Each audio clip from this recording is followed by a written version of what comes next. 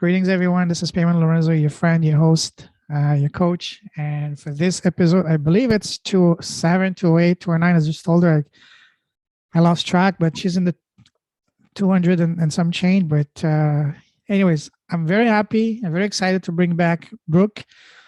I had her on the podcast maybe 2, 3 weeks ago, and we had a phenomenal conversation. We connected about a month ago. We had a chat, and as soon as she started telling me her story, I said, "Wow, please say no more. Save that. You can tell me some here, but I want you to spill the beans on the podcast she did." And wow, she has such a powerful story because she was raised and born basically in a sect, and we talked about that. We basically talked for most of the first part one just on that, and as I told her, we can do an entire season just about the different aspects and of being born, living, growing up, and what is life to be part of a sect, the family around you, the people, things you can do, the things you cannot do. That's a phenomenal topic. Maybe we'll do that in the future, but yeah. So we have a lot to cover. So I have a feeling that this might be a 3, 4 part series, but I'm excited. And today's part 2. So without any further ado, Brooke, welcome back to the show, my friend. Thank you. So glad to be here with you. Pleasure's all mine. So as I was just told you just before going live, we left off the first episode as to I asked you a question, and that question was, so what was the moment that made you say enough is enough? I need to get out of this life and go have a normal life because there's more to life than the little bubble that I was brought in. So take us to that. What was the moment? Was that something that was crescendo over time, or there was a specific moment that basically made you say enough and for you to move on? So tell us about that. Yeah. So actually, it wasn't even me coming into the awareness of what I was actually doing. My ex-husband at the time was the one that kind of awakened me to the fact that we were actually even in this sect, and that there was untruths to it. Because I was, when you're so far into it, right, you have this tunnel vision, this black and white vision that you can only see, and you don't get to have very much of an open mind. And so he actually helped me to see what it was. And what helped him open up to that was he started hearing about some child abuse cases that were going on within the sect. And these child abuse cases were like being covered up. It was actually based out of Australia. The actual governing body for the organization was in court, being, having to testify, being on the stand about these child abuse cases that they were covering up. So these sexual abusers were within the church, right? And they were allowed to still be in there, and no one knew that they were actually still in the church. So they kept it secret, and they kind of buried the paperwork. There's actually documentaries out about it now that some other people, some other whistleblowers within the organization that came out of the organization have talked about this and how much they're covering up this. And it's so massive that it's like millions and millions of dollars worth of that they're being sued. The organization is being sued because of these child abuse cases.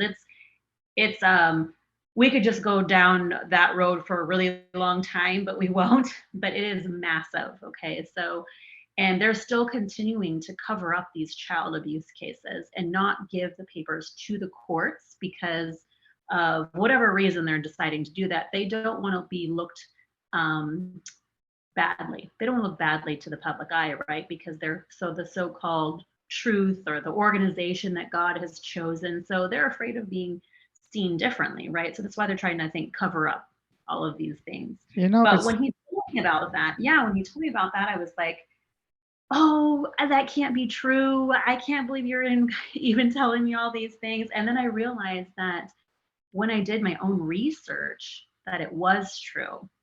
And so those truths kind of kept uncovering for me, because then I started to see all the other things that kind of I had been indoctrinated with that were really not true, kind of made up, man-made, made up stuff that really didn't make sense. And then I started to understand a little bit more about the organization. I dived even deeper into it. I was like, how did this organization even come about? And I finally realized that actually it is, it's a sect off of Mormonism, Seventh Day Adventist. And when you're in the religion, you don't know these things. It's kind of covered up. And you're not going to, you kind of only know the story that they're telling you because they tell you not to go look outside the organization or do your own research. You just are allowed to use their own library of publications. So you're not allowed to think outside the box. You're not allowed to actually even discover any beliefs for your own self. You're just told what you're supposed to believe and think and feel. So when my ex-husband told me all these things, that's where it started to uncover these untruths that had been being told. And I was angry. Honestly, I was angry at No first. kidding. Yeah. Yeah, very angry. And then when I decided to walk away from it, when he did as well, I got a lot of, it was conflicting for me because my parents were trying to keep me in, of course, Sure. and my friends were trying to keep me in. And there were times where I thought, maybe I will just fake this. Maybe if I fake being a Jehovah's Witness, then I'll still get to keep my life the way it is. I'll still get to keep my family, right? My friends, all that I've ever known, right?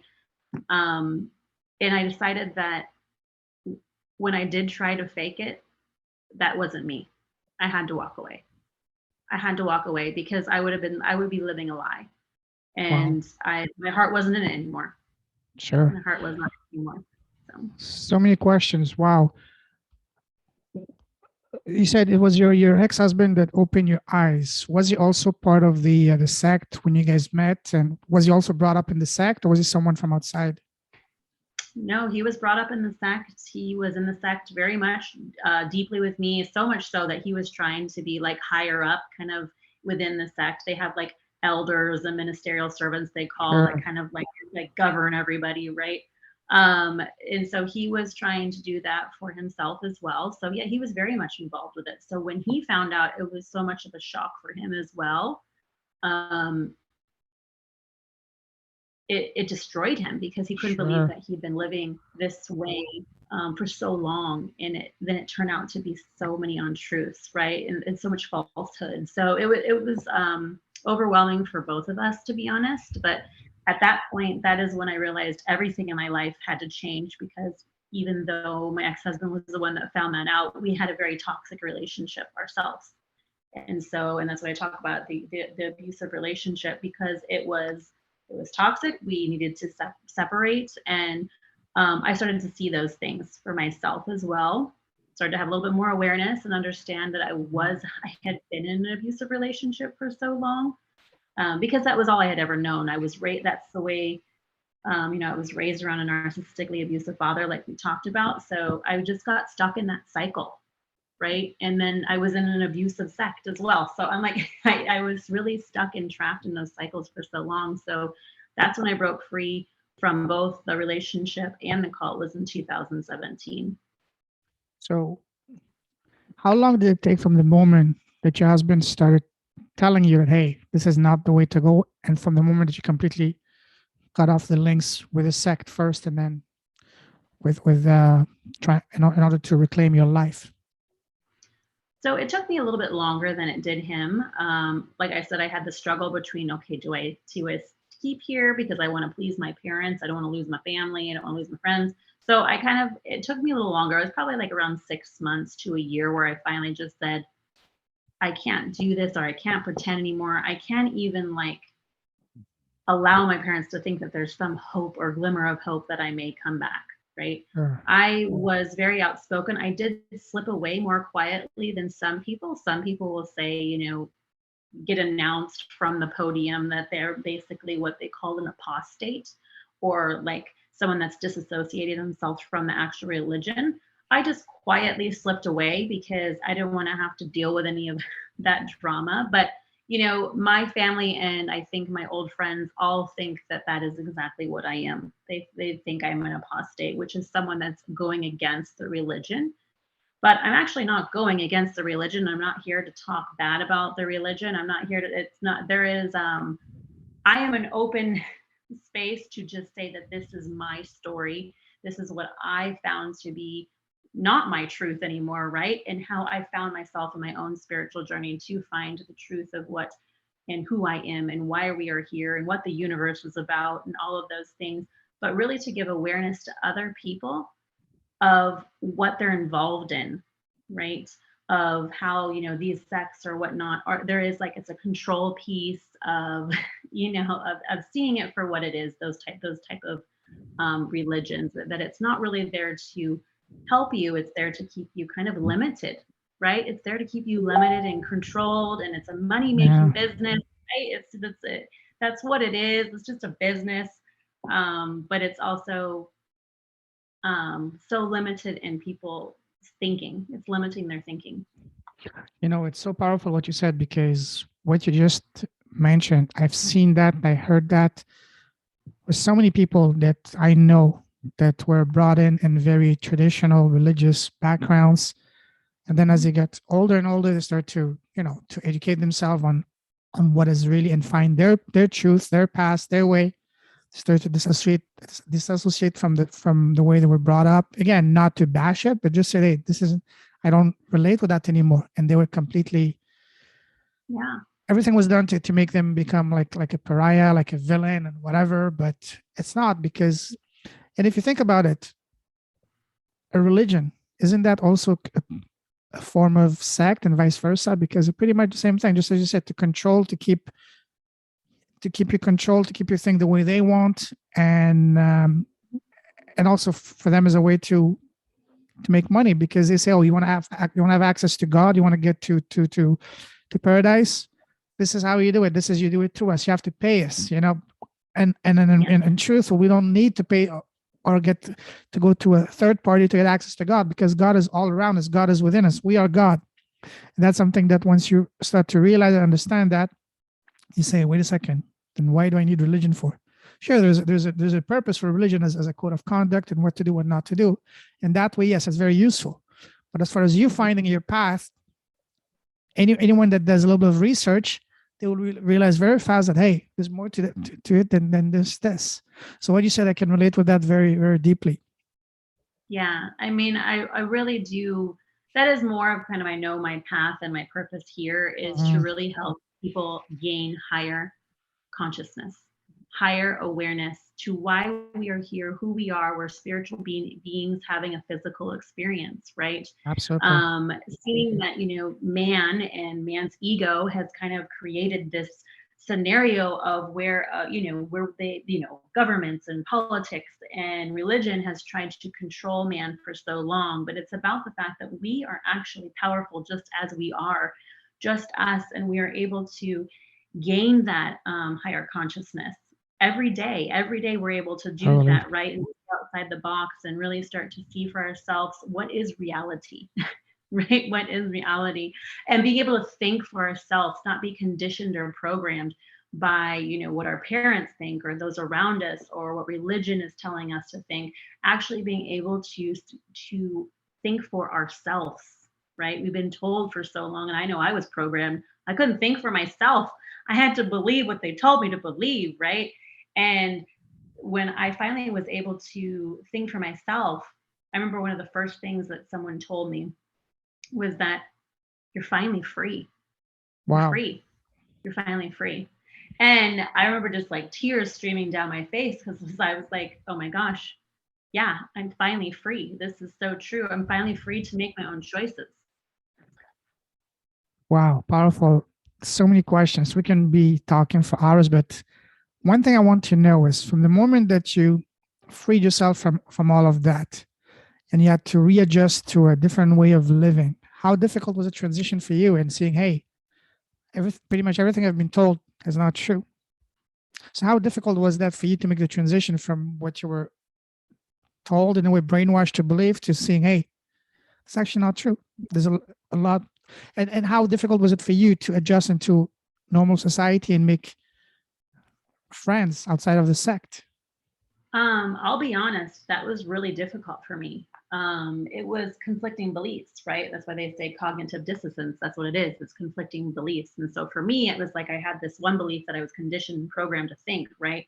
And then I had all these other beliefs and things that were coming at me that were actually true concepts that I was actually learning, I would always like sometimes revert back to those old beliefs and be like, oh God, well maybe the Jehovah's Witnesses were right, or maybe the Mormons are right, or maybe these people are right. And but then what was coming at me was that there is no right or wrong. Like there is no right true religion, right? It's about finding our own spirituality and our own connection to source, universe, God, whatever it is that you want to call it, Mm-hmm. is that higher power, right? In finding that peace. But I struggled because it is a struggle. I had been in a bubble, like just like you said, it was perfect, right? I was in a bubble, right? I didn't like going outside and like people were saying all these things like, oh my God, that's so crazy. Like we didn't talk about that when I was a Jehovah's Witness. And like I had to like really open and expand my mind, right? But it was part of my evolving into somebody else that I am today, right? It was difficult, but at the same time, I don't feel I struggled as much as some people do. I have met other ex witnesses. I know quite a few actually. I have a lot of friends that have fallen out of that religion, and some have struggled. There's actually a huge suicide rate of people that have lost that faith because of the fact of the depression it causes, because of how much loss there is involved. I know for my ex-husband, he died of addiction in 2020. Oh no. And he died of addiction because I don't think he ever recovered from the loss. He was trying to find himself, and I don't believe he ever did. And that's how he got lost in the addiction piece, because he was trying to drown all the things that were too hard to feel. So, and another huge piece of being in that sect. There's a lot of addiction, depression, and that's not talked about. That's suppressed, and everybody wants you to think that you're attaining this beautiful, wonderful life now, when really it's like people are just not really living. They're just trying to survive until they get to this new paradise that is promised within the religion, right? But it's about learning, that's what I learned in my journey, to live now, right now, in this present moment, to live and be grateful for everything in my journey that's gotten me here into this place that I am today. Wow. How old were you, if I may ask, when you left the sect? I was 35 years old. 35. Okay. Wow. Yeah. So So I haven't been out of the sect for that long. It's only yeah. been Wow. years. Um, So yeah. what? So when you left the sect, how was it? How challenging was it for you to get in a normal society, getting a job, making friends, and building a life for yourself, basically from scratch? Yeah. I think getting a job was fairly easy. I had a career as an esthetician, so was in the beauty industry in the past, and so that Okay. wasn't the most difficult piece. I was able to really kind of find my space in there. Making friends was a little more difficult because I was literally starting from right now, right? And usually women that are in their 30s were already married and had kids and Sure. did that kind of stuff. But I felt like people did come into my life that were meant to be there. And Absolutely. I found some really, really wonderful people and amazing friends that I can call my friends today, that I know would that unconditionally love me, right? I didn't have that in the sect, right? They Wow. only loved me if I was in the sect, right? I Wow. mean, that was a conditional piece that sect says, right? If you are not in the religion, sorry, we're gonna have to part ways with you because you're not doing what you're supposed to be doing. You're not serving God, and so being conditionally loved as not only as a child but as when I left that sect was difficult, right? I lost people that I had known since I was a child, and it hurt. There was a lot of hurt. There was a Absolutely. lot of grief, like grieving. I was grieving a divorce. I was grieving losing my so-called wife. I was grieving losing my family's support, and I was grieving losing what I thought would be my forever friends, right? Yeah. So there was so much grief that I had that some days I'm like, God, I don't even know how I made it through those times. But somehow I was able to escape those times pretty unscathed, honestly, right? There was a lot of Wow. suffering, but I never resorted to, you know, getting into things that I could have done that, could have been set me down a destructive path, right? Are you still in touch with anyone from the sect, like your parents, your very close friends? I'm not, my parents, I have extremely limited contact with. I actually just recently saw them because there was a family function, but they just barely would look at me, and it was difficult, right? Or Because I'm treated differently. I am definitely treated differently, and that is a big struggle for me in a lot of ways. But it's something that I've had to overcome, and I have to look at them and just say they don't know better, yeah, because if I was holding on to resentment or something like non-forgiveness or hate or revenge or any of those things, it wouldn't help me in this journey. So I had to overcome those things. sure. Are they accepting of your kids? I don't know, to be honest. Did I you have your believe they kid? Your kid? Did you have your kids while you were still in the sect, or after you left? You had left the sect. are. No, I did still have my kids while we were in the sect. My Okay. parents don't really. They have not seen my kids in probably months and months so far. So that is a little bit painful for me because Sure. I just the fact that my kids have been abandoned. They've had their own loss, right, through Yeah. this whole process. So that is difficult, but at the same time, I just have to see it as they can't see what they can't see, Sure. right?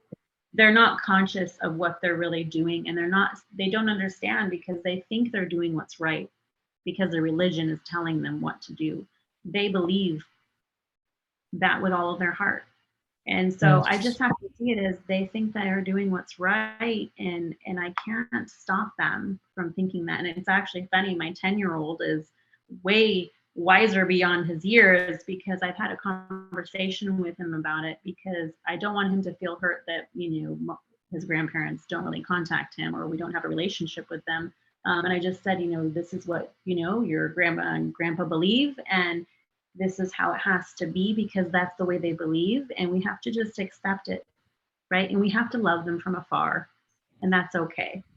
And he says, yeah, he's like, they can't see, they don't know, any better. So I mean, my Mhm. 10-year-old, Oh he's wow. even saying these wise words where it's like he's not allowing it to hurt him, he's not allowing him to be angry about it, he's not allowing it to be, any of those things. It's just we see it for what it is, and we just realize that we can't fix it, we can't change them. For a long time I would demand that I be, loved, and it be unconditional love, and that you should treat each other the same no matter what we believed, and all of these things, and it fell on deaf ears, and my parents could not hear it, they could not accept it. So I had to move on. That might sound like a little naive of a question for me, but while you were inside the sect, were they allowing you to have a computer, to have access to the world, to have a phone, like a smartphone with social media and all that? Or that was completely off off limit. No, people had access to computers, people had computer jobs, people had their phones, people had social media.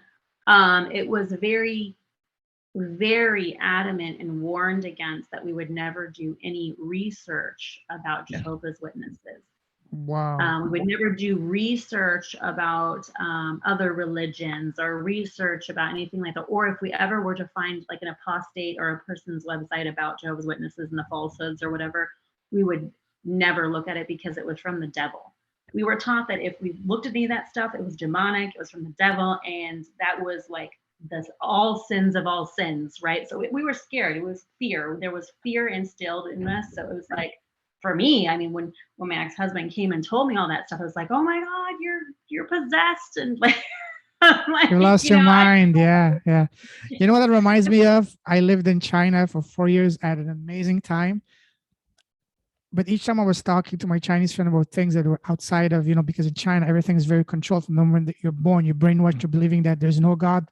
The- Even your family is not important. The most important thing is the Communist Party. In churches, they remove the pictures of Jesus and put the Oh, pictures of wow. Mao and Xi. So they brainwash from the start. And when you try to tell them about what the Communist Party has done in the past, they say, well, you've lost your mind. This is propaganda. You're trying to brainwash me. Said, just like you said, because that's all they know, even though they do have access to the internet, because they've been so heavily brainwashed from the moment they were born, that even if you tell them, you show them evidence, video and everything, they say, no, that's not true. That's propaganda. Yes, and because that's what they're taught, right? They're taught to think that, and I was taught the same thing. Yes, That's yes, yes. propaganda. Don't pay attention to that because they don't want you to know the truth. They want to keep you controlled, right? They want to keep Yeah. control over you. They want to keep control over their followers. They want you to believe something that is not truth, But right? isn't And that and I also know it's isn't that crazy. isn't that also what's being done to us at a higher level by our so-called powers to be in elites? They want us to believe what they want us to believe as opposed to what's really out there, because the history we've been taught in school is not the real story. There's so much more to it, and everything we've led to believe. Not going to get into that, but you know what I mean. It's Yeah, pretty yeah, we much the could go on same and thing. on about that. Yeah, Oh yeah, wow, completely. it's a rabbit hole. Don't want to get there because I don't want my channel to get I just got monetized just a few days ago. I don't want it to be, destroyed right away. So, well, Yeah, exactly, right? It's so wow, crazy. It is. wow, But yeah, that's exactly what, that's what happens in that sure. sect. And it was and it's no wonder why but now, when you were talking about social media and stuff, I do believe so they're having a loss of followers more and Sure, more because especially the younger crowd. Yes. the younger crowd is figuring it out, right? It's not like something's not right here, right? Because we're evolving as a species, and we're also having this awakening all over the world for people to see more clearly, right, of what's going on, what is our reality really about, right? So I think that younger people are not going to stay within the organization, and it's going to drop dramatically over the years. The biggest red flag from what you said is that when you said that they heavily discourage you from doing any research. I mean, someone even says that to me, say, what are you trying to hide? Anyone with a common sense would see that through that, but I can see that. I So, know but it's sad we don't. It's like we were raised not to have common sense because we were so brainwashed, right? And now it's like I look back and I'm like, oh my God, why didn't I see that? Why didn't you, I see that? you mentioned fear. How much of that is due not only to fear, but in a fear induced respect toward the elder, or so-called the leadership, not to question them? Because I see that in religions, you're not supposed to question what, for example, a high priest, a high mullah, or whatever high rabbi says. You're not supposed to question them. Mhm. So how much of that is based on the fear of not questioning someone just because of their position? Oh, that is a huge no. We do not question the governing body, the leaders of the organizations. We don't question the elders of the what they call the congregation. That those are there's no allowance to questioning, right? Wow. If you actually go in and have a question, you're immediately red flagged as an apostate, right? Because if Wow. there is something that you are disbelieving of the doctrine, you're immediately going to be red flagged as an apostate. And there's going to be some concern, and there's going to be a whole meeting about it, and what they call a judicial committee, where it's like three elders come together, and then you have to sit in front of this committee and, basically talk about it, right, and work through it. Mhm. But they don't have all the answers, right? If I was to go in there right now and try to disprove everything that that I have found out about the religion, there'd be, who knows, they would go around the bush and all over the place, because they wouldn't really be able to give me a clear answer, right? Like it would be not clear. Which is what I did find to be the truth of some of the elders that you did question, right? But at the same time, you realize that a lot of them are just as blind as I was Yeah. when The I was blind in the leading the religion. blind. Yes. Yeah, the Yeah. blind leading the blind. It's funny because they actually teach that as a teaching, that everybody else is blind in this world and they are the ones that can see. and really they are the blind leading the blind, and it's kind of like it's kind of sad that they're being led that way. And I don't know even if the governing body, if they know, I'm sure they know the truth about it. And I'm sure there's people within the organization that are in the higher up that know what they're actually involved in, right? So, and they keep it as, confined as much as they possibly can. They're trying to put a lot of cushion around these people so that no one finds out the truth, right? It can be also even outright dangerous. If, for example, let's say one day one of the higher ups wakes up and say, "Okay, today we want to ask, especially the young people, to do some sacrifices." For example, we've seen some massive group sacrifices by other sects in the past. Has that ever happened while you were there? Did you witness any type of something that someone higher up might have asked but have been completely crazy? Now that you look at it from a different eyes, did you notice anything like that while you were there? I don't necessarily think so, that I can think of. I always felt that what was not necessary and what that was really a part of, that was very abusive within the organization was what they called disfellowshipping. Mm, And I don't know if we talked about that the last episode, but I was 16 years old when I was disfellowshipped, and because I had sex before marriage. And I didn't, I was shunned for almost a year, which is like none of your friends can talk to you. You go into the church and nobody can look at you and nobody can talk to you. So you were like completely shunned, and everybody knows you're announced from the podium, right, that you are disfellowshipped. So everybody knows you did something wrong, right? So there's a lot of guilt and shame wow. around it, and all of these things. And so it was abusive in the fact that it made me not only feel very alone for a year and depressed, but it also made me have so much guilt and shame. So much so that it was traumatic that years later I was in therapy and realized how much trauma that had actually had incurred on me working through what that did to me, right? With all that guilt and shame that I was holding and carrying through all those years. Um, it was very difficult. During the moment during that period of a year where you were shunned, did you have any thoughts of just leaving the sect because this was horrible way to be treated for something that was, I mean, just something natural and normal in a way? I definitely did. I knew even as a young girl that something wasn't right. I used to question a lot of certain things, a lot of things. I questioned things that didn't sometimes make sense. And sometimes I wish, gosh, why didn't I keep, being more curious? But I would always just be like, oh, whatever. It's, I have to listen, because that's what we're taught, right? Nope, you just have to listen. You just have to have faith. You just got to trust, right? But I think that for me, it was um, most concerning because of the fact that a lot of people go through this process and then they have that guilt and shame, right, around this, but realizing that that wasn't a loving, they present it as that being a loving act to Mhm. disfellowship somebody, but it's not loving Sure. Wow. whatsoever, right? Yeah, I mean, you're just like, it's the most unloving thing you possibly can do, right? Just like abandoning or shunning somebody, or no longer loving someone or accepting them just because they don't believe the way you believe. Yeah.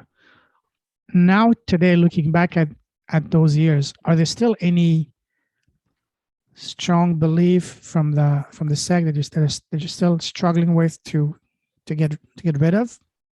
That are still persisting in the back of your mind, the way you think, the way you see things, still coming. And whenever you have to make a decision in the back of your mind, say, wait, is this how I should do it? Or because of the old conditioning?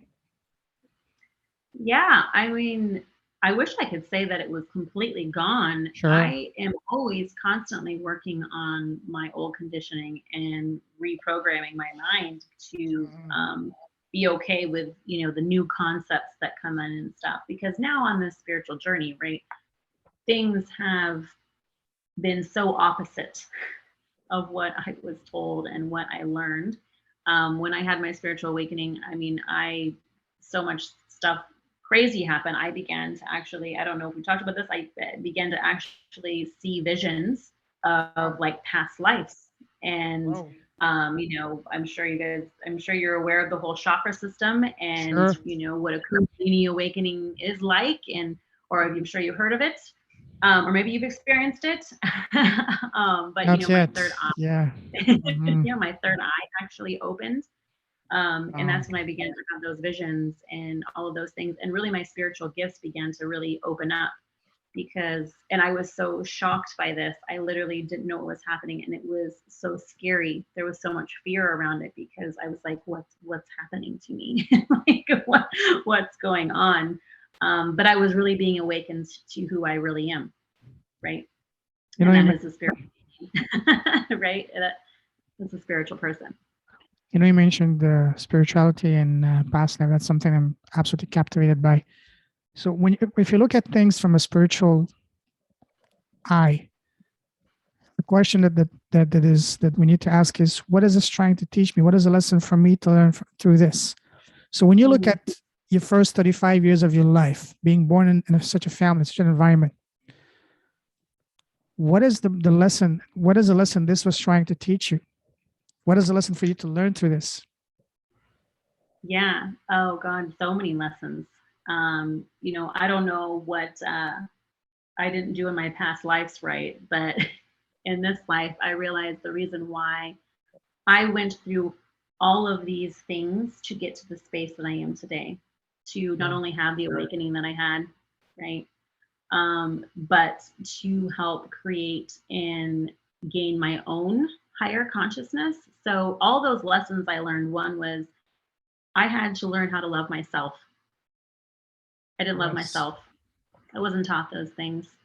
I Mm. had toxic parents that were unable, right? They weren't capable of giving me those things or meeting my needs because they hadn't done the same thing for themselves, right? They were acting from their own wounds, realizing that with generational trauma, I had to be the cycle breaker, right? Someone had to do it. And those lessons were there to teach me in every moment that has gotten me to these chain of events, to this day right now in this moment, talking to you, speaking about everything that I've been through, being able to not only reach others that perhaps have gone through the same thing or feel they're going through the same thing or afraid to make the jump, right? Afraid to break away from something they know is toxic, to break away from a religious sect that they know is no longer serving them, to break away from a pattern or something that they know is keeping them stuck. Having the courage to say, I can do this, right? Using our voice to be able to make real Mhm. change in the world. And I think those were my lessons, right? I grew up always being afraid of being different, horrified by it because I couldn't do the things that other kids could do. I was in a religion that made me feel like I was all alone because I wasn't allowed to celebrate holidays or do anything normal. And now here I am again. I'm different, right?